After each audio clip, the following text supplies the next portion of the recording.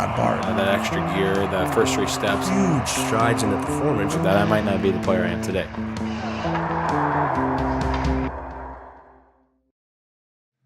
Okay, welcome to another episode of Behind the Gear, and today I'm sitting with Pat Powers, and Pat is a buddy of mine for a long time, and a guy who's got a plethora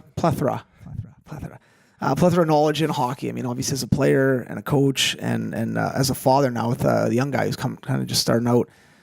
So obviously you kind of got all the areas covered as a former player, and then as a coach, and obviously as a dad with and coaching your young guys. So you're kind of busy, I guess, right? Very busy. And you're also molding young minds every day at school. Absolutely. That's it. So that's most important. That's right. But growing up, though, quickly, we'll just kind of go through quick. When you were 1, no, I'm kidding. No, but where did you play your minor hockey? Because you're from just outside of London, obviously, in St. Thomas area, right? So you must have played your minor hockey in St. Thomas? I did, yep. St. Thomas Travelers. There you go. Double A hockey. And you've got an older brother. So was he involved in hockey as well? Yeah, he was a goaltender. And he played St. Thomas minor hockey all the way up, and then played a little bit of junior D hockey in Belmont, and now he's just a men's league goalie. There you go. And I guess goalies breed goalies, because his young guy's a goalie as well. He is. Yeah. He is. And then, so at what age did you get involved in hockey? Oh, that's a tough question. Probably, I mean, I didn't start, I don't think as young as what kids do nowadays. Yeah. I mean, I think my son started skating when he was 2.5. Yeah. I probably started playing hockey and skating when I was probably 4 or 5. Probably. Yeah. And was your dad into it? Like, was your dad pretty heavy into hockey? Yeah, I don't know how heavy he was as a kid. Yeah. I always remember going and watching him play and sitting in the dressing room after, and him and his old buddies were drinking beers, and I thought, oh, this is pretty cool. Kind of doing what we're doing. Yeah, now I realize, oh, man, we're losers. My dad was a loser. Yeah. No, that's cool. And so growing up, what was like with you and your brother? Was it cool because you always had a goalie to shoot on? Or yeah, it was. Actually, it was kind of role reversal. Whenever we played road hockey or something like that, I was the goaltender. He wanted to play out. Yeah. We would organize tournaments, and we'd have tryouts for road hockey. Oh, it was great. Yeah. But it was he never wanted to play goaltender, and I was always a goaltender. So. And how many years apart from you two? Okay. 2. All right. And did he abuse you a little bit? Like, was he that older brother that kind of took advantage of you, or no, I was always bigger. Okay. I was always bigger. So nice. Yeah. So nice. I remember playing road hockey with my brother, who you know, and I'd Neil, you got to go in net. He would never go in net. So okay, I'll go in net. You shoot on me. He would purposely shoot the ball wide, about good 30, 40 feet. I'd be in goalie pads. I'd run out, go get the ball. When I turn around and come back, he'd be in the house on the couch watching Saved by the Bell. So he won. It was unbelievable. He ran my show. He won the game in a different way. He ran my show. Yeah. And then, I mean, obviously you've had quite a career in hockey yourself, and played your minor hockey, and then had a chance to play some junior, and then went on to play college. So what was it like for you growing up in St. Thomas, and then kind of picking where you're going to play junior? Back then, I know it's a little bit different than it is now, but did you have a lot of options, or did you kind of know where you wanted to go, or was it just So back then, I ended up playing, I think as a 14 going on 15-year-old. I made the jump from St. Thomas minor hockey to Mount Bridges junior D hockey. And I played 1 year there, and then my second year, that was when you could draft out of junior hockey as a kid.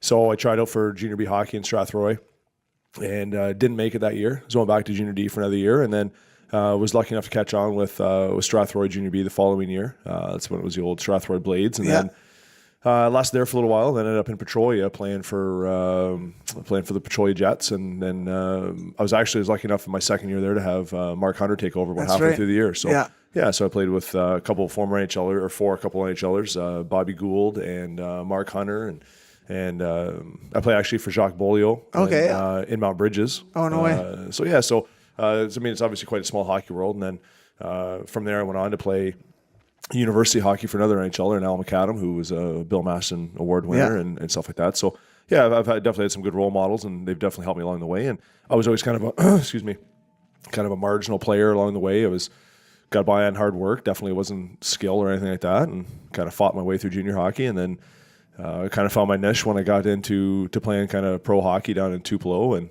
Mississippi. So it's kind of a lot of learning experience along the way. No, for sure. And probably one of those guys, like a lot of us, like myself, but a later bloomer, right? Like a guy who at 16 probably wasn't going to be projected to go to the NHL, but obviously he's pushed a lot of hockey out of your body, and had a pretty cool career and some pretty cool experiences. Yeah, I mean, even when I got to university hockey out in New Brunswick, I was a marginal player. Like I was probably, I remember my first year in playoffs, I didn't get a shift the entire first round of playoffs. That's pretty fun. Not even a shift. You dressed though? Yeah. I dressed every game. Didn't get a shift. That's amazing. And then the second round I played. So I don't know what the thinking was, but no. And then so through university I was just an okay player and kind of plugged away and filled a role for the coach. And then I got to pro hockey and I was actually a better player in pro hockey than I ever was in junior university. So like I said, I kind of found my niche later on in life and kind of developed late. But I worked hard. I mean, I was a guy who, like I said, needed to work hard to kind of get through. So it kind of paid off. So it's a lesson obviously I'm trying to teach Hardy right now. Yeah, I know for sure. And I'm sure, a lot of the guys in the Nats, where you're coaching right now, the London Nationals, it's nice to have that experience, even though, you and I played a while ago now for these young guys, but it's still the same process. I mean, if you can't play tough and you don't know how to play both ends of the rink, both sides of the pocket, still, you're not going to play at that next level. Well, to me, if you don't have focus and accountability, you're not going to go anywhere. I mean, as much talent as some of these kids come to my team and have, if they don't have focus and they don't have the drive and they don't want to get better, they're going to get worse through their junior career. It doesn't matter how good your coach is, doesn't matter how good a team and how good the support staff is that you're playing on. If you don't kind of set your sights on what you want to accomplish, you're not going to accomplish anything. So it's I mean, I've seen university players junior hockey players on my team that definitely get better and earn opportunities and earn scholarships and earn CIS opportunities. And I see guys who come in with a whole lot of upside to their kind of their skill set and their abilities and they get worse. They put on weight. They just lose the drive and but that's that focus you talk about, right? And they wonder what happened. Well, and I mean, I think obviously times have changed, right? And I think now players expect, well, I'm playing junior, so pretty much going to lock a scholarship up, or and they forget to put that hard work in, or they don't know how to put that hard work in, and that's one of the big gaps that we see with a lot of these young kids. Though, and they're gonna lock up a good men's league opportunity, we're looking for some We're looking for some guys. players. We're looking for some players right now. If we backtrack a little bit though, coming out of junior, obviously I'm sure you kind of wanted to go maybe NCAA or CIAU at the time, but. And then what kind of helped you with that decision to go out to New Brunswick and play out there, and obviously played for a good team, but what was the process there? I know it was a while back, but it's a similar process now for a lot of these young guys and making that decision, and maybe opportunity that doesn't come up on the south of the border in the NCAA. So what kind of helped you? Well, it was when I was playing in Petrolia my second year there. I was 18, and just like kids today, I mean, you see opportunities that you could take, but you might be rushing the opportunity. So I was 18 years old, played junior hockey now for 4 years, and I kind of wanted to go on to university hockey or go on to university, and I didn't really know what I should do. And I was enrolled at University of Windsor and was going to go and met with the Leamington Flyers head coach, took me and my family out for dinner, promised me a scholarship if I went there and played that year. And he was a well-connected guy, and I got a call from St. Thomas University out in New Brunswick, and they were like, do you want to come play for us? No way. And I said, sure. Yeah, I'll go out, and got a little bit of a Canadian scholarship type thing. Cool, and every year I was out there, got a little bit more paid for me. So I was kind of done with junior hockey and didn't really want to go back. So you had one more year of junior left. I had 2 years. Oh wow. I had 2 years. So you almost was a true freshman. Yeah, I went as 18 years of age. You. That's awesome. Yeah, I still remember my buddies trying to get me in bars out in New Brunswick when I was 18 years of age. A little easier out there. They're a little more laid back out there. Yeah. And what was that experience like out there at St. Thomas? Like pretty small school, obviously, but the East Coast is unreal. I mean, it's great. Yeah. It's fantastic, and it's such a different environment out there. Yeah. As you know, going out there and coaching, and I had fun. I mean, I was 18 years of age. I was kind of out there as a real young guy, and we're playing against guys and with guys who are. Like I remember one kid on the University of Moncton, or one guy on the University of Moncton was 34 years old. It's crazy. He had kind of come back to play, and I'm 18 years of age, and so it was definitely a good learning experience, kind of moving away from home, that far away from home. I think I saw my parents once. They came out to watch a couple games, and I was home at Christmas, and then I didn't see them again at the end of the year. So as an 18-year-old, it's a long ways away. For sure. Especially with a hectic schedule, being a student for the first time. Playing with men for the first time. So, I mean, most guys are major junior graduates, or you're going there at 21. So I was just a baby out there. That's crazy, man. That's rare, really. You know what I mean? So obviously they saw something in you. And going away at 18, I don't know what the hell they saw in you, but going away at 18. They saw a little bit of putty to fill a hole. Yeah, exactly. Full of duct tape. But I mean, going away at 18 isn't easy, and let alone going across the country, right? And what a lot of people don't know is CIS, you have 5 years of eligibility. So going at that 34-year-old, there was a 29, Corbeil came back and played at Western last year. And I think he was 29, married. Yeah. And all these guys Is he are married? Yeah. 19, 20, 21, 22, kind of playing. And, these older guys come back for their 5th year and maybe do a master's or something like that. So you're right. You do get caught up with some 25, 26-year-olds. And at 18, that's a huge gap, Yeah. So again, pretty cool experience that way. And then obviously living out east was pretty cool. Now, you came back to London, got into teaching and stuff like that, and then got in at Western and started coaching at Western University with Clark Singer, and obviously had a lot of success there as a team, and then had the opportunity to take the team over for 1 year as Clark took a leave.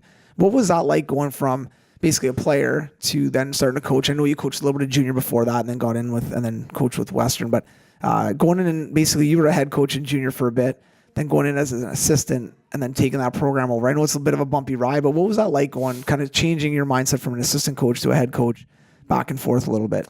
I think going and being a head coach of your own team and a new group of guys is definitely a different beast than taking over a team that you've been an assistant coach on. And it was pretty good because I'd obviously learned from Clark for 4 years, and then it was in his eyes and then in the players' eyes, it was a bit of a smoother transition. Yeah. But it's always difficult when you have guys who still view you as an assistant coach and kind of some of the battles that exist there. And you have guys coming in from major junior who don't necessarily take the league as serious as what it should be. Yeah, taken. right. And they kind of come in and they have this kind of jovial outlook on what university hockey is. And it was definitely a challenge. Yeah. We had an elite team that year. We ended up winning the Ontario University, or finishing first overall in the Ontario Quebec Conference, and then lost out in the second round. So in hindsight, I look back and I'm like, was that the greenness in my coaching that kind of kind of crippled kind of an elite team, right? That probably should have competed for a national championship that year, but it was good because I knew the staff, I knew the players, I knew the league, I knew the other coaches. So it was a good transition that way. But I think I probably struggled a little more internally than what I showed outwardly. Yeah. So, but one of those things, probably going through that process, you look back on, you're like, man, I could have done this differently, or it kind of grow from it, obviously, as a coach, right? To me, you learn how to carry yourself a little bit more every year, right? It's not necessarily the systems, it's not necessarily how you run practices, it's just kind of how you relate to the players and how you manage your staff, and it was from travel to meal preparation to hotels. Like, it was just something I had never done before. Yeah. It definitely prepared me, obviously, for the next step of my career, but it was a great learning experience, and it was good. I was able to do it in my hometown with a good support system around. Yeah, for sure. It's different, especially the higher levels you go. Being a head coach, I've been an assistant, so shit flows downhill, and usually it falls on the head coach, and then it comes down to us. But you as a head coach, you deal with everything. And that is a lot, especially, it's nice because you're familiar with the situation, but it is, a lot more probably than you even imagined when you took it over and been like, whoa, I didn't realize all this stuff's going to be falling on me. Well, and even at Western, like Western is a huge university, has a big athletic association, or administration office there. And they were great. Like they helped out a lot. They organized a lot of the bus trips and, or arranged for the buses and the travel and all that stuff. But they gave me the meal money, stuff like that. So it was easy. But when I went out to St. Thomas University as a coach, I was basically a one-man band. We had our athletic office had... It's way smaller school. Way smaller school. So they had an athletic director, and then that was it. And basically, in the athletic department, the head hockey coach, which was the biggest CIU or U sport team there, I was probably the next guy in line. Really? So now I was arranging my own buses. I was arranging my own meals. I was booking hotel rooms. I was doing kind of everything. So it was kind of, it was definitely a little bit more hectic. Yeah. Definitely more hands-on. When something goes wrong, everyone's looking at you. Yeah, for sure. But it was fun. I'm a hands-on guy. I like to do things. And throughout my coaching career, I've learned to delegate a little bit more because I think that's obviously what good coaches do. So it's huge, right? Well, plus it makes you a better coach, I think, when you don't have as much. And when you hand stuff out to people, you can blame them, right? Well, that's a big part of it. Yeah, you can always point fingers. My assistant coaches now, like, why is the power play not working? How come the penalty kill sucks? Yeah, exactly. But going from that transition from Western and then jumping over to St. Thomas, I know that wasn't an easy decision because you're basically moving out east again, far away. Now you've got a young guy, your wife and a young boy. What was that like going through that, that process with your family, just thinking, and I know, you've always wanted to coach and that was kind of what you want to do as a full-time thing, but When that opportunity finally came, St. Thomas, you interviewed, you got the job. Was it a tough decision to make, or was it something that you're like, you know what, I got to follow this and see what happens? It was tough. It was definitely something I wanted to do, but Yeah. you got to take a lot into consideration when you have a family and you have a home and you have a mortgage and you have all that stuff. And you got to think, okay, if I take my family out there, we're probably going to be a single income. Yeah. Can we make it work? My contract's for 3 years. What happens at the end of my contract? Yeah. So all those questions start coming in when you're a teacher and you have obviously a very good job and you have good security. Yeah. You're now leaving a secure world for a very unsecure world. Yeah. And it was tough. I think it was good that I went out and did it alone. That we didn't take on the full risk. Yeah, right. As it turned out, it was a smart decision to do it alone because the program ended up folding. So Yeah. it was fun. I love doing it on my own. Yeah. I think I had, because I was, like I said, a one-man band out there, I had the freedom and flexibility to do everything I needed to. And I was busy. I was scouting. I was doing, obviously, coaching responsibilities of practices, Yeah. video, recruiting staff, trying to find, get equipment deals, book Yeah, ice time, everything, right? Yeah. So even running, you guys were running clinics and everything, right? Like, you oh guys yeah, I had, was doing like, hockey fundraising- schools. Yeah. I was doing clinics because you had to Yeah. raise money. I was Yeah. going out meeting with local businesses to try and fundraise sponsorship money. So yeah, it was good just to kind of have that freedom and flexibility to kind of do everything I needed. Yeah. And then in the second year, when things were a little bit more established, it was definitely a little bit more manageable. And unfortunately, I had to make a decision and come back to teaching. I mean, Yeah. it was where that secure world kind of met the unsecure world. And I mean, that's a good point, because a lot of times, I mean, if you talk to 20 guys that played hockey back in the day, everyone would love to have a full-time job in hockey. Yeah. But, with the coaching side of it, it's a tough one because you're bang on. Like, you sign a 2-year deal or 3-year deal, it really means nothing. You could get gassed after a year. But what happens if you get gassed after a year? You get paid for 3 maybe, and then what? And the other thing, too, is realistically, you don't want to be, maybe you do, but a lot of guys don't want to be coaching in junior B or in CIS for 20 years, right? Yeah. So you want to move on. So that means uproot the family again. Maybe after 5 years, now you're moving to the NAHL team or an East Coast team, and then trying to move up. And I mean, everyone's end goal is probably to get to the NHL, but it's a grind. You know what I mean? It's a massive grind. I remember when I did it years ago, that was one of the things I really enjoyed. I was single, so it was easy. But I realized at that time that I was like, there's not a lot of stability here. Like, you could get into it and start establishing yourself in a place, and then all of a sudden things go. And it's about networking too, right? Yeah. And I was just having this conversation with a dad out in the rink, and that's probably one thing I'm not great at. I'm when I go watch my kids hockey or if I go scouting or whatever, I kind of keep to myself, and networking is probably not my strength. And I had this conversation actually with Dave Warren the other day about John. His son's getting into coaching, and I said, like, you got to tell him to jump in with 2 feet right now at a young age, Yeah. before he has a family and kids, and I mean, he's got a good background right now. He's a talented hockey player, and he's a guy that could definitely, I think, make some noise in coaching. He's a good kid, but I told him, I said, you got to jump in right now and go for it, because if you wait until later, there's going to be a whole lot of things that kind of prevent you from fully jumping in and making those sacrifices, because now you got to think about other people. Yeah, and it is nice to see young guys wanting to get into that, But I think you're 100% correct. I think at those young ages, take the risk. I mean, who cares? Take on a bit of debt, whatever you got to do. Because realistically, let's be honest. Like, if you're going to get an assistant coaching job in the OHL, you're not going to. As a single guy, it's fine. But if you had a family or a child, I mean, it's not going to be enough money to support. No, and for me to leave a teaching job and a junior B coaching job with kind of the income that they both generate. Yeah. And for me to jump in as an OHL assistant job, I'm probably taking 75% pay cut. Yeah. Right. So Yeah. So it is difficult, and I mean, people forward me job postings in CIS and in Tier 2 junior hockey and across Canada. I'm like, it's just not in the cards right now. I mean, my son is playing novice hockey this year, and he's playing rep hockey the first year, and you want to kind of give him that secure setting and not be bouncing him around. And so not all about me anymore. Yeah, unfortunately. Yeah, finally figured it out. But I guess for you, down the road, let's say 10 years down the road, Hardy's 15, 16 at that point, a little bit older. Would you jump 2 feet in it again? Do you think?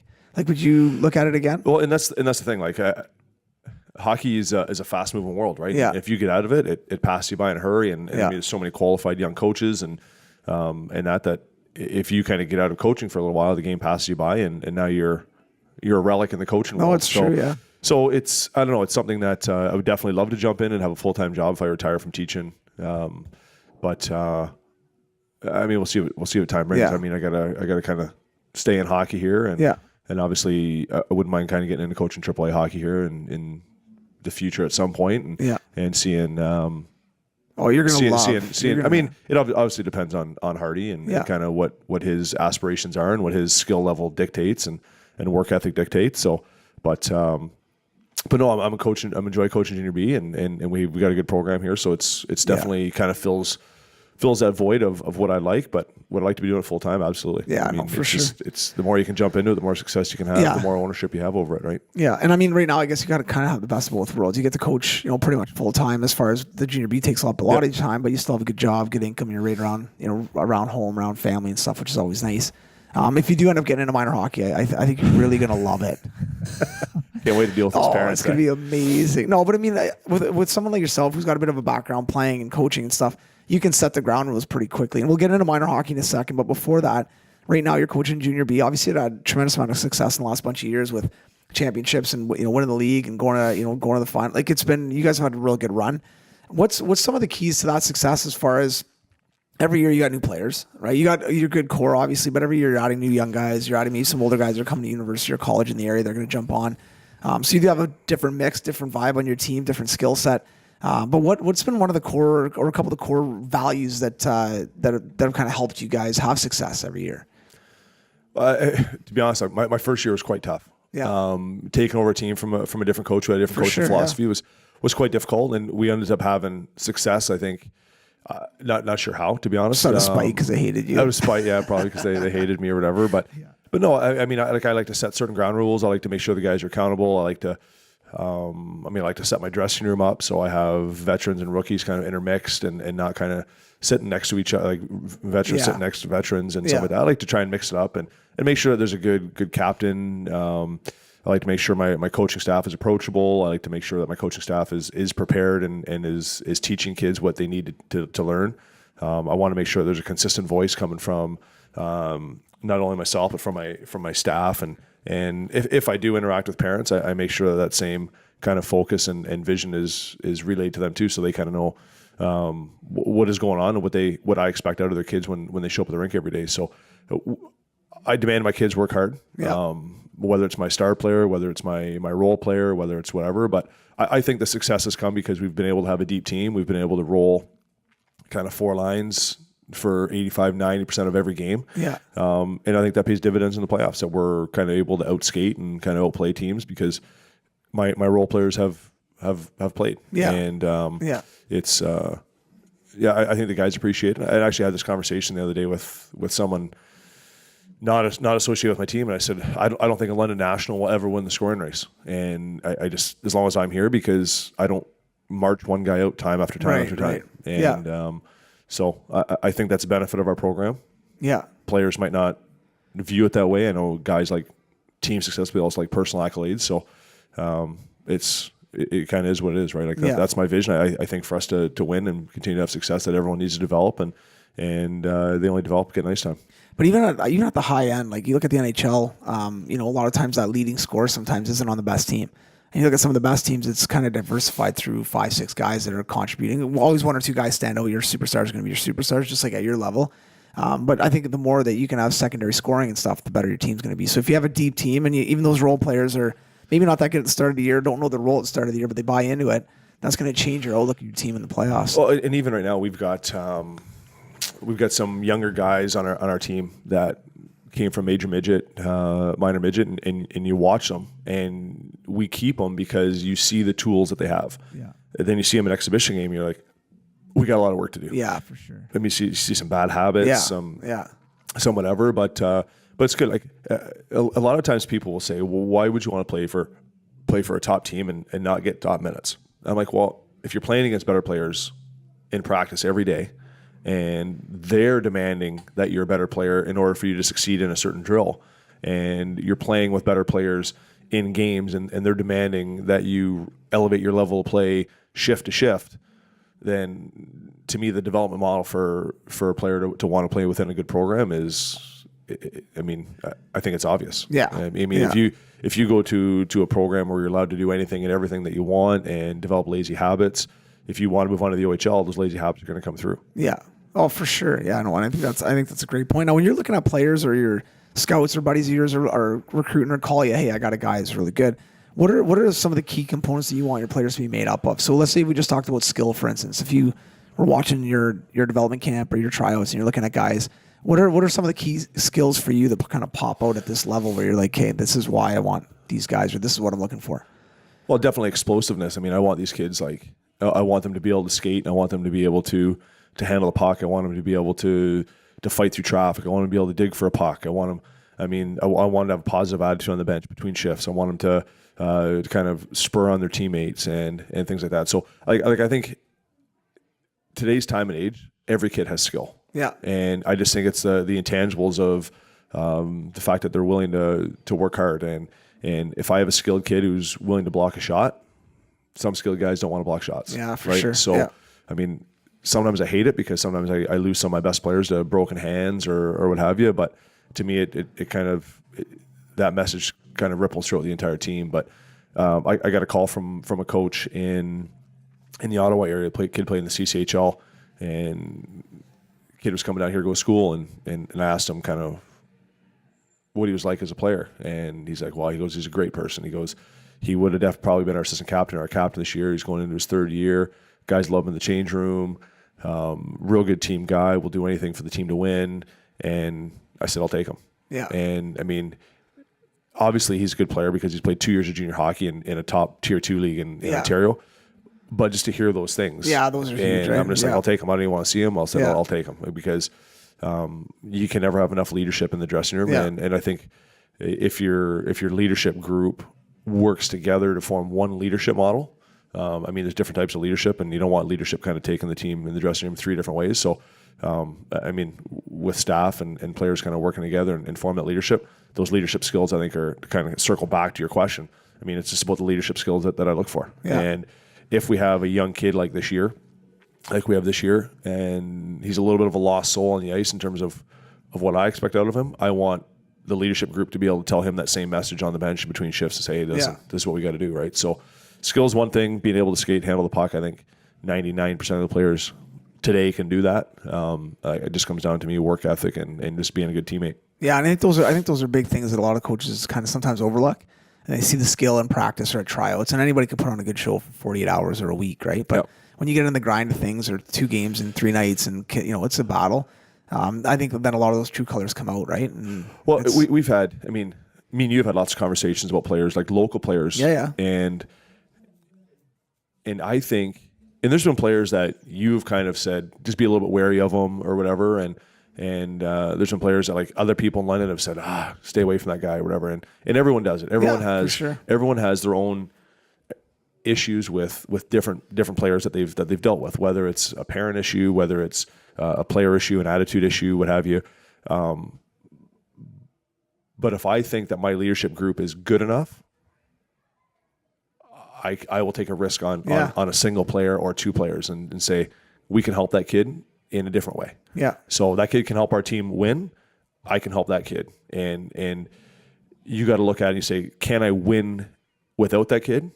And if the answer is no, then you got to get that kid and you got to kind of get him on board for it. Because sometimes you're right. Like sometimes you get real skilled players that maybe are, they have a bad rap. Maybe they got the shit out at school or away from the rink, or they're just, they're disrespectful, whatever it is. But you plug those players in with a good group of leaders, they'll squash that pretty quick. And then now all of a sudden you got a kid who's kind of fallen in line and he's skilled. Yep. So, I think that's a good point. If you're, you could be a kid who just got dealt a bad hand. Maybe parents are shitty parents and you're just a bit of a wild one. There's no shitty parents. Oh, yeah, that's right. They're trying their best. Sorry, I got to delete that.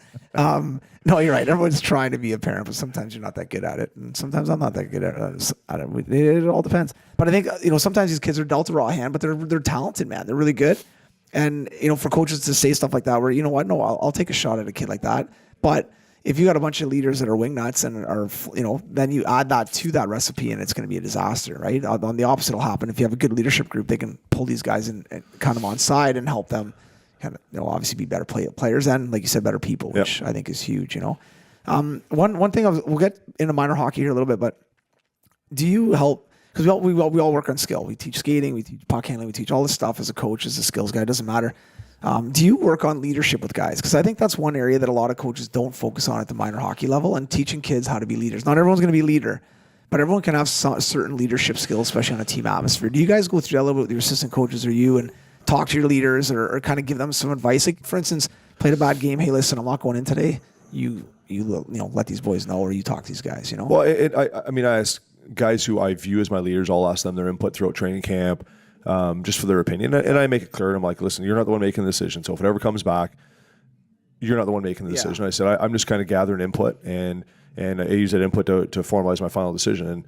And I don't like guys giving me nasty little secrets from inside the dressing room, right? Because I think the team, I can, if I can't figure out issues in my dressing room, then that's my shortcoming. And so I don't need my leaders to do that. But I try and treat my leaders like adults, and I don't give them a whole lot of boundaries or confinements, and I kind of let them do what they feel is necessary for our team to win. And do I work on leadership things? I don't necessarily work with my leaders per se, but I work with my entire team to try and get them to become better people and better players. And I think if you're a better person and a better player, you're going to be a better leader. And I just think leadership, in terms of the spoken leadership word, I think is quite overrated. Yeah. I think if everyone just kind of leads by example, then you don't need to kind of beat one leader to death and say, this is your job, this is your job, this is your job. If you got 20 guys who are good people and know what your vision is as a coach and what you're trying to accomplish, then like I said, I think that definitely alleviates pressure off of the leadership group, the captain, the assistants, and they can just go out now and lead by example, do their job, and just kind of say a little bit less and do a little bit more on the ice. And I think that's a better world for a junior hockey player, because you got to remember, some of these guys are still 18, 19, 20 years old. They're still kids. Yeah. And my leadership group is, some of these guys are moving away from home. They're university students. They're buying their own groceries. They're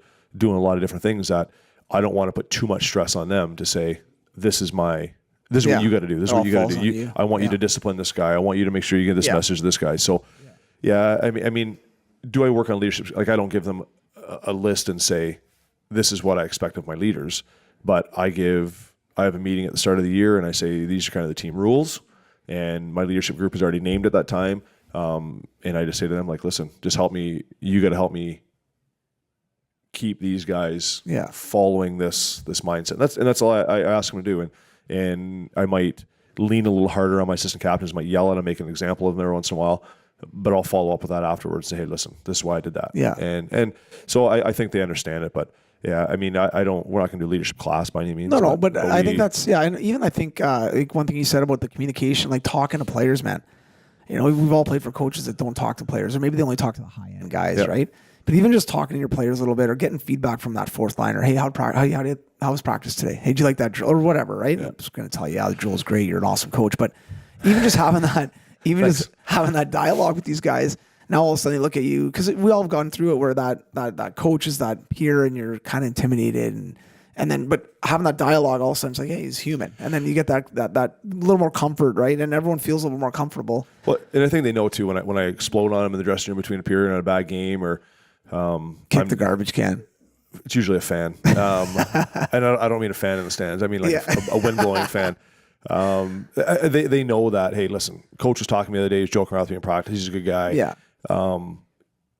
So I know this is him trying to send a message. This is him trying to correct us, right? So, but I mean, like, I'll send team text out to the guys afterwards if I find out the bus isn't clean, and say, listen, guys, everyone can't be leaving until the bus is unloaded. We're helping our trainers. The bus is clean. Like, so it's not just about on ice stuff. It's not just about practices. It's about everything, right? Just kind of giving the London Nationals a good image around town, and making sure that everyone is the same. Yeah. That if you encounter one London National, it's like you've encountered 20 of them. Yeah, I know for sure. Now kind of moving forward a little bit to minor hockey, but one thing I'm really impressed with minor hockey is there's a bunch of young players right now that are kind of that, I won't go birth years because people are like, what? But like, let's say 6, 7. Come on, you got to go birth year now. Yeah, I'm into it. When I first started, I was lost. Oh, same. But let's say like, 7, 8, 9, 10, 11 year olds. So you're looking at, kind of 2011s, 12s maybe, but, and then all the way up. So 9s, 8s, 2000s. But the skill set on these young kids is pretty impressive, right? And I attribute a lot of that to YouTube and videos. Yep. Guys, the young guys and girls being able to check stuff out, I try attribute and it to mimic it. TPH. No, but I also attribute a lot to parents like yourself. Like I think a lot of parents now are more invested in their sons and daughters playing. It doesn't have to be hockey; it could be soccer, lacrosse, doesn't matter. But in getting extra ice or extra field time and doing extra skill development stuff. And I know you've ran, your group of young guys, and I think that helps a ton for these young kids. Just getting on the ice a little bit more, but also more so than getting on the ice, getting a little bit of instruction, right? Getting a little bit of feedback, having dads out there, coaches out there, it doesn't matter, but getting that feedback. And then you see these kids that, let's be honest, those kids are doing stuff that, you couldn't even do in you still can't even do it in men's league. No, I can't. But no, I watch kids, I'm like, holy, check out what he just did. And he's 8 years old, But what I'm getting at is that is impressive to me, and I love it. I think it's amazing. It's good for the game. But out of that, and you're coaching, so this is kind of the question I'm asking, but I talk to parents about this all the time, but I feel like the skill set's one thing, and you kind of mentioned it, but if they don't have that work ethic and that drive to get the puck and that hunger to play, and they're young, so it doesn't matter if they're on every day and stuff as far as like, I want the puck every day, but if they don't have those little intangibles like that, when they get to that Bantam and midget, a lot of those young guys that are super skilled, they're going to fall off. And we saw it. We weren't the best players on our team, and you probably weren't one of the furthest guys off your Bantam team or midget team, and same with myself. And by far not the most skilled guy on that team, but I worked hard just like you did. So what I'm getting at is, you see it now at the young ages. Is there anything that parents or coaches can do to kind of help kids have more drive? Then this is the $1 million question, right? But is it all about making it more fun, making sure they're enjoying it, make sure they're having fun at the rink, high five and hey, play some small area games, play some games. Is that part of it? Just making sure that they enjoy the game, make sure that they like it at the young ages.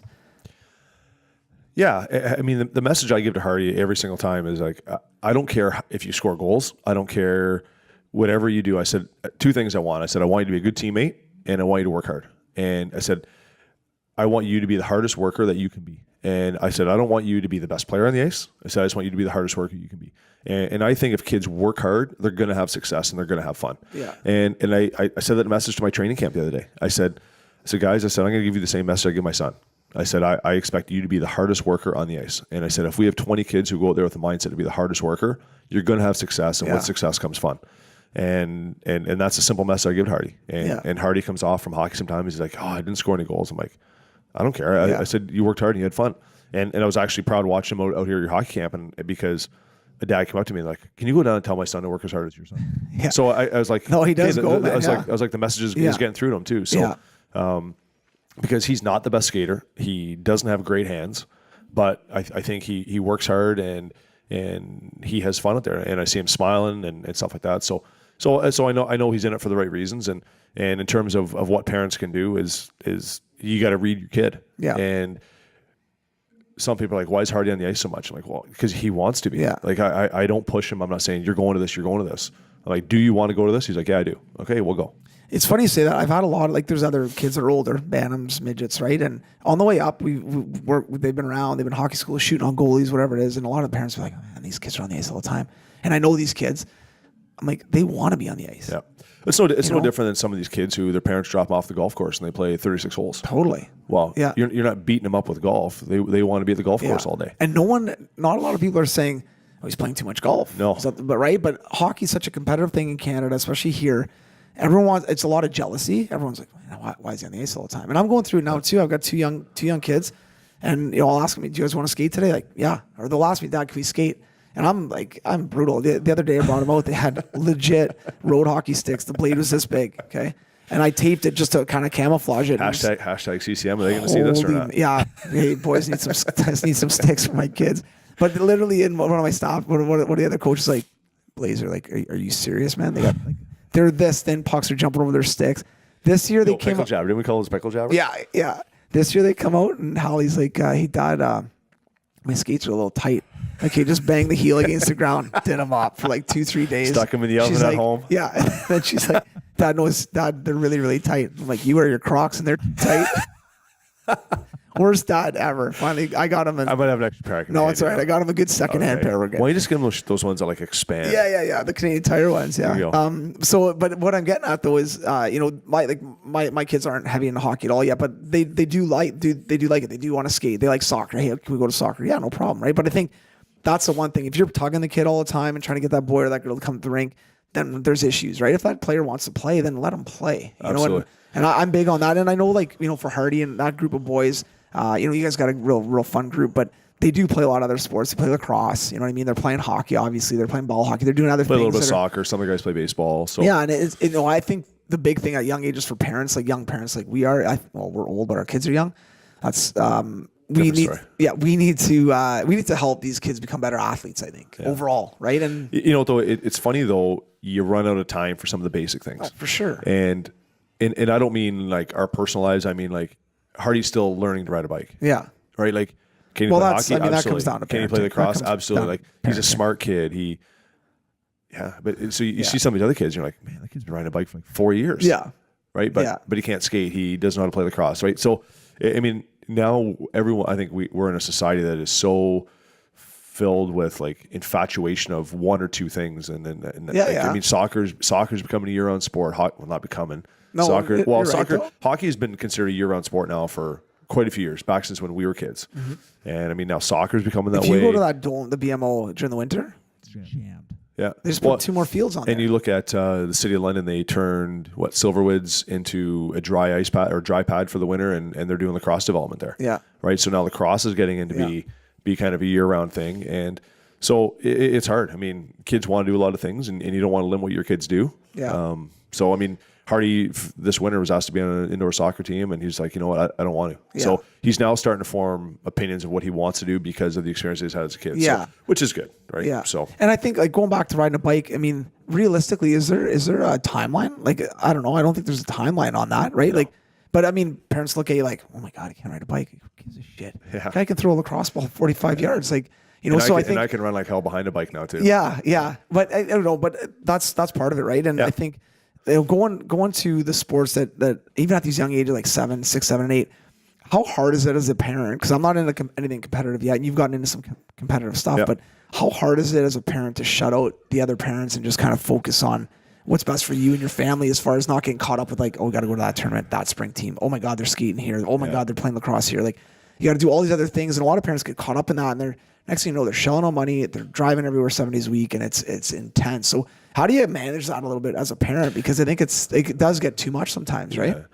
Well, like you said, you can't get lost. You can't get caught up and lost in what everyone else is doing. You got to kind of keep what you think is important. And do I love my kid on his iPad? No. Yeah. Do I love him sitting on the couch watching TV? No. But he needs those times. Is it And kind of awesome when they're just quiet for like an hour? It is. It's Like amazing. we sat down and watched U.S. Open tennis the other day, and it was like, That's this is cool. some quiet time. Yeah. There So you go. I Yeah. mean, as long as he's not playing like Fortnite and Yeah. shit like that, Yeah. I'm just like, stay away from that stuff. Yeah. If he's playing golf games, if he's doing hockey games, if he's doing stuff like that, I'm a little more lenient with it. But Yeah. he does need his spare For time. sure. But going back to how you manage it, when I go to I look at it a little bit differently now. When I was a kid and my dad would be standing by himself and be like, oh shit, what's going on here? Why'd you stand by himself? Yeah. He's judging me. Pissed. Yeah. But you know, like when I sit by myself and I watch Hardy play, I enjoy it.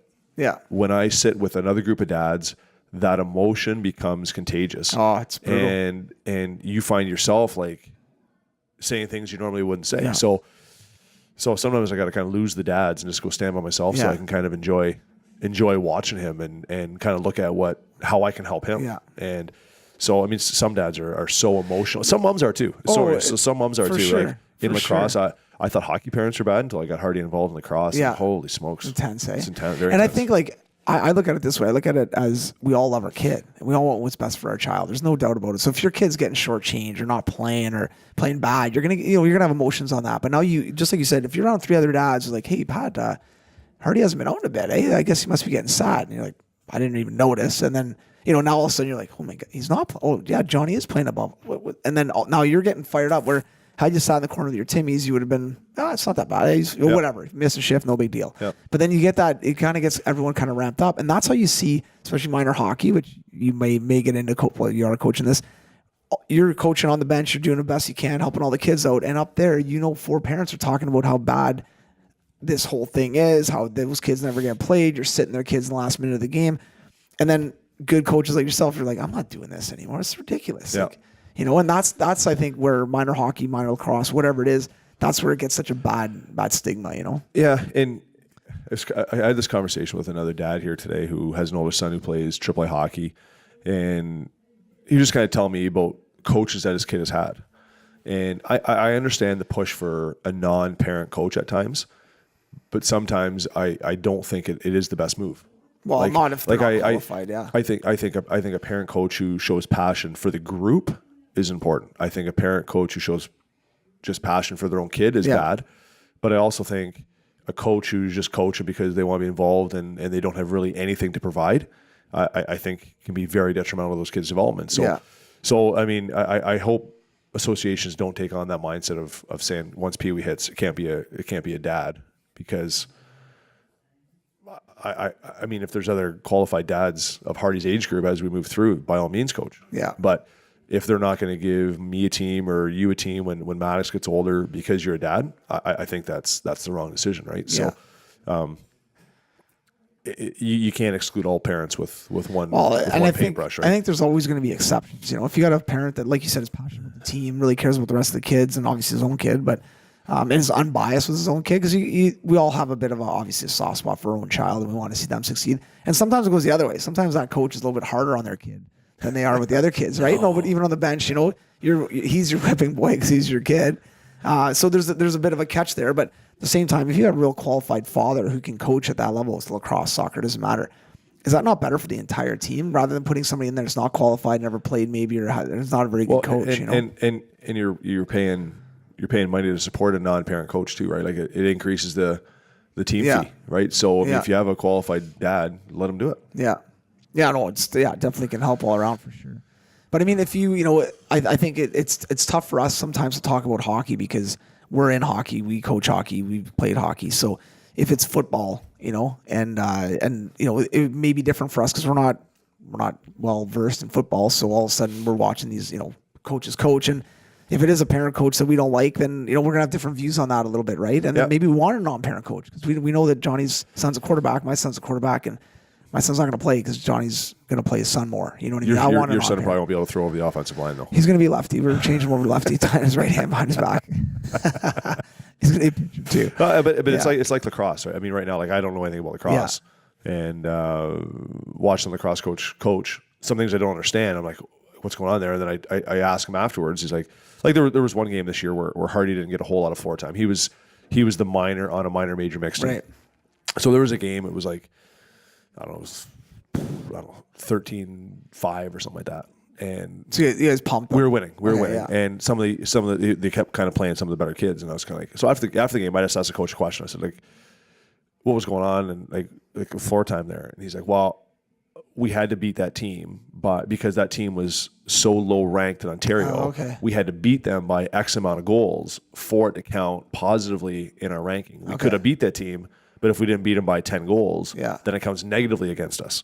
So we're winning, but it's counting negatively against us. I'm like, okay, that makes sense. Yeah. Right. So now I understand it. Yeah. Right. It's kind of a weird rule, though, eh? Very weird. Especially rule. At like that age, you're talking 7-8-year-olds. Well, I mean, in that type age group, there were 73 teams in Ontario, right? So that's crazy to me. And you're all fighting to get to provincial status. But I mean, not only on that one game, but think of some of these other coaches, man. You're gonna have kids that won't play because you got to beat the team by 5 or 7 or 10 goals. Yeah. That's crazy. Yeah. That's insane. I've never thought of it from that way. Yeah, like I'm talking young age, just like 12, 13, Ruining they can get it, right? But I mean, Hardy doesn't get it. Like, okay, we got like, why aren't I playing? Yeah, it's brutal. It's brutal. I never thought of it that way. I wouldn't play lacrosse anymore, but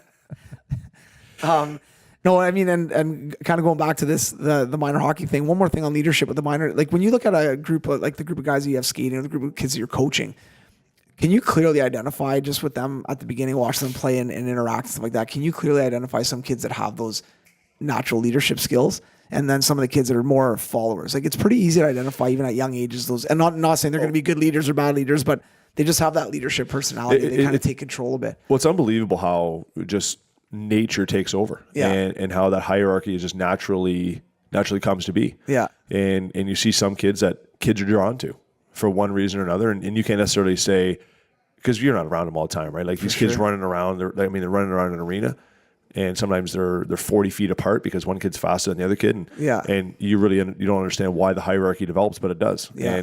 But yeah, for sure. I mean, I see kids in Hardy's age group that everyone wants to be around, right? And those aren't necessarily the same kids who are the best players on the ice. Yeah, for sure. Yeah. So it's really interesting though, and then you start to see these little personalities come out, right? Like jokes and how they interact. It's really cool. Like there was this one kid, and I think there's a lot of parallels obviously between hockey and lacrosse, but there was this one kid that played in Sarnia this year, and he was a year older, and he was a wicked lacrosse player. Yeah. And the thing I noticed the most about him was every time he stepped on the floor, he was the first guy on the floor. He turned around and fist bumped every one of his teammates that came on, and that's at 8 years old. That's cool. Yeah. Right. And I said to his parents, I said, like, that's one thing that blows me away. That's awesome, It's just yeah. about kind of how he is taking ownership of this team. And Did you know the parents at all? No. No, and I went up to them and I said, "Hey, I said That's I think cool. that's awesome. That Yeah, your good kid for did you. that." Like, so, yeah. no, they were very appreciative. Yeah. And And so, you know, we're both dads, and I look at something like that happening, and right away I think that's parenting. Yeah. Right away I think that's parenting. Yeah. And usually it is. Like if you had a couple of beers with that family, or you hung out with that family for dinner, I bet you they're pretty solid parents and have, you know, kind of a good idea what's going on. But just like you said, like I want my son to be a good teammate, and I want him to work hard. Yeah. And I think those are two huge characteristics. If he's shin pad tapping everybody after shifts, or, you know, hey, good job, there's a fine line between being the pom-pom guy and a fun teammate, right? But you know what I mean? But like, I think that those are things when I see kids do that. Or if I see a kid bang a stick on the ice, I don't think he's got bad parents. I just think if that's my kid, I'm losing my mind after that. Yeah. I'm saying, give me your stick. You're not playing with the stick anymore. I'm going to buy you a piece of crap straight blade. Like, you got to respect, you know, what's going on. And I think those are all parenting things that we got to jump into at young ages, you know? well, I see even at Hardy's age, like when we go play tournaments in Toronto or whatever, and you see these 7-8-year-old kids celebrating, like doing the eagle as the eagle flies or whatever the hell it is, and they're doing like, I don't know, like shooting their stick. And I'm just like, how do you let your kid do that? Yeah. And I tell Hardy, I'm like, don't ever do that. I don't think you might think it's funny, you might think it's cool. I said, but you're showing up your opponent, and that's not the way to play the game. Yeah. And just play it hard. And if you score a goal, do a fist pump, right back to the lineup, and away you go. Now, how many hours does he watch the Don Cherry? Never. Okay. He's Don never Cherry, watched Don Cherry would like that advice. You're not allowed to sell it. There's no selling, especially if you're pumping teams. I gave Hardy some different advice, which I'm not going to share here. Might get him suspended. Yeah, I'm sure it's really good. When they score on you, you run them into the boards. Exactly. Yeah, no, that's good. And what are you looking forward to more this year? Are you looking more forward to Hardy's year or to the Nationals year? Hardy's year is going to be a little stressful here. Getting out of the gate here. He's obviously Got tryouts for the first time, right? He's trying out for the first time. Yeah. He's trying it with an older group, so Yeah. it'll definitely be stressful. Yeah. I mean, we've talked about this a lot. I mean, Yeah. it's a fine line between playing full ice hockey and playing half ice hockey. Yeah. And so Yeah. conversation maybe for a different day, but Yeah. And then no, how's, I'm definitely stressed for him. I'm stressed for him. My team, the Nationals team, I mean, we've worked hard over the summer to kind of get some good players in. Yeah. Got basically the same coaching staff and same staff away from the ice too, like trainers and stuff like that. So it's pretty much status quo, which is kind of getting systems and implemented and kind of getting guys back from Whiteshell camps and getting guys here and in their residences for school and just kind of getting a sense of normalcy back. So Yeah. that's a day-by-day process. And how long do you find it takes to get everyone kind of rowing the boat and kind of moving? Like a month to get everyone kind of on the system plan and moving and starting to see a little bit of glimpses of success? System stuff, yeah. Yeah. I would say a good month and a half, 2 months max. Yeah. But it's funny when you get some of these players in from different teams, and You ask them, think they never played before? Like never and been you coached? ask them like their system. That like, what are you talking about? We didn't do any system stuff. Yeah, it's crazy. How do you not do system stuff? Yeah. There's this thing called the internet. Have you heard of it? It's got tons of good stuff on it. Well, But it's nuts, there's man. also this thing that's called like NHL Network, where you just watch a game and learn something. Right. It's nuts though, man. Like even drills. Go watch some of these practices. Like minor hockey, junior, doesn't matter. It's like, It's all about theft. yeah, it's fine. Steal them, but Yeah. at least steal them like good ones. I mean, man, I'm seeing drills right now that used to do in pro. There's a skate going on, like a terrible drill, like awful drill. The 1982 drill still being run. I'm like, what is going on here? Like it's there's so much more out there, right? But again, Well, and it's fine. Like I tell my assistant coaches throughout the years, I've said like bring a couple drills and run drills. Yeah. And as I'm sitting watching these drills, I'm like, what the fuck what is this? Yeah. Like, what are you doing? Like, we've got 20 guys on the ice. And we got 2 guys moving. And like so. well, the J drill's not a bad drill. I mean, Well, J drill's okay if you had 2 or 3 guys to it. No, you got 6 guys swinging. But yeah, exactly. Well, listen, buddy, I want to thank you a lot for coming by, and it was we'll have to do this again because it's I'd like to get into the whole because you've already experienced it with the half ice, cross ice, and things like that. I know you're heavily involved with the IP program as Hardy's going through it, which I think is I think it's something that's changed. And you mentioned earlier, as coaches, we need to be involved. And if you're not involved and you're sitting on the sidelines, the game's going to pass you by a bit. And when you go to jump back in, like, whoa, everything's changed. And you went through a big change this year with Hockey Canada and over the last couple of years. And yeah, maybe next time we'll dive into that a little bit more. 2011's are guinea pigs. Hashtag. Well, basically, right? Like you guys went through a bit of this change where, that there's a couple age groups there that got stuck playing full ice. Now they're back to half ice. And it was a bit of a, I mean, I know we're not going to talk about it now, but my only comment is I'm not against half ice hockey. Yeah. I'm against kids not playing with like caliber kids. And I heard the exact same thing last night actually from another father I was talking to about it, where his boy's in the same situation. And he said if all the good kids played half ice, it'd be awesome. Yeah. But it's no knock on the kids. Every kid's going to be at different levels. 100%. But if you have weaker kids playing against better kids, then it just waters down the whole process, and it makes it a little bit tougher. Well, right? I mean, you look at the scrimmage that the hockey school is going to have this afternoon. I mean, how do your coaches are going to ensure that the good players on one team are playing against the good players on the other team? Yeah. Well, if you have 18 kids on a team and you got kids missing, and now some kids are playing 65% of the game, you can't ensure that it's going to be equal competition on the ice at the same time. Yeah. So, but anyways, for sure. Don't get me on it. I want to get Don't get me on a rant. You know what we'll do? Actually, we'll come in one day. We'll just get a couple of beers and we'll start talking about it and get you all juiced up. Can we do it about 11 o'clock at night? Yeah. Okay, well, you'll be in bed by then, so maybe we'll start at 9. All right. Okay. Thanks a lot, buddy. It was great, man. Thank Thanks. you.